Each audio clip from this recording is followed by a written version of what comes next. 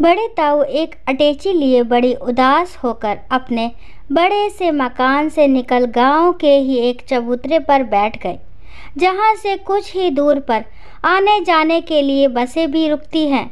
सामने सड़क सुनसान थी। परेशान हो वो चारों तरफ नजरें घुमाकर जैसे पूरे गांव को देख रहे हो। अब इस चबूतरे पर उनकी पुरानी मंडलियां नहीं बैठती। उन मंडलियों के कुछ लोग हैं ही नहीं अब। बड़े ताऊ ने ही बरसों पहले बंटवारे की नींव रखी थी। हमें इस पोखरे के दूसरी तरफ की ज़मीन देख खुद के लिए वो मकान भी रख लिया था, जहाँ से ये अभी निकल कर आ रहे हैं। पापा ने तब ये छोटा सा घर बनाया था, जहाँ से मैं उन्हें देख रहा हूँ और कुछ याद भी कर रहा हूँ। बहुत छोटा घर बनाया है तुमने, और घर बनते भी देखा है मैंने। तेरे घर की नींव बहुत कमज़ोर है। उन्होंने अपने बड़े से मजबूत घर की तरफ देखते हुए कहा था। पापा बड़ी इज्जत करते थे बड़े ताऊ की। वो उनके खिलाफ कुछ नहीं कहते थे।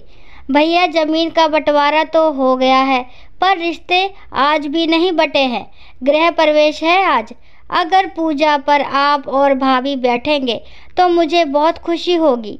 पूजा पर तुम लोग ही बैठ जाना, हम आशीर्वाद देने पहुंच जाएंगे। ताऊ आखिरी बार उस दिन हमारे घर आए थे। पापा आज भी उनकी उतनी ही इज्जत करते हैं। जहां भी देख लेते हैं वहीं पैर छुए बिना नहीं रहते, भले ही बड़े ताऊ उन्हें आशीर्वाद दे या ना दे। बड़े ताऊ के राइस मिल उनके बेटे देख रहे हैं अब। पापा पहले भी खेतों में काम करते थे, अब भी उनका मन खेतों में ही लगता है। मैं यही के स्कूल में बच्चों को पढ़ाता हूँ। सुनिए, बाबूजी को आवाज़ दीजिए, खाना बन गया है। पत्नी की आवाज़ सुन मैं पापा को आवाज़ देने ही वाला था कि देखा, पापा खेतों से बड़े ताऊ की तरफ तेजी से बढ़ रहे हैं। भैया, इतनी धूप है, या अटैची लिए यहाँ क्यों बैठे हैं? ताऊ ने गर्दन सीधी कर पापा को देखा और अपने गमछे से अपनी आंखें पोंछने लगे। गिरधर, तू यहाँ पर आप रो क्यों रहे हैं? क्या बात है? बेटों ने बंटवारा कर लिया गिरधर। कुछ दिनों से घर में कलह बना हुआ है। मेरी अब कोई नहीं सुनता। मैं अब उस घर में नहीं रहना चाहता, इसलिए घर छोड़कर जाना चाहता हूँ। अब तक एक बस आकर रुक गई थी। ताऊ उठकर जाने को हुए। पापा ने इशारे से बस को जाने को कहा। गांव छोड़कर इस उम्र में कहाँ जाएंगे आप भैया? क्या करेंगे आप? चलिए, ये अटैची मुझे दीजिए। आपका एक घर और भी तो है। पापा बड़े ताऊ को लेकर घर आ गए। ताऊ गृह प्रवेश के बाद आज पहली बार आए हैं। मैंने और पत्नी ने भी पैर छूकर आशीर्वाद लिया। सुनो बहू, भैया अब यहीं रहेंगे। खाना बन गया हो तो हम दोनों का खाना निकाल दो।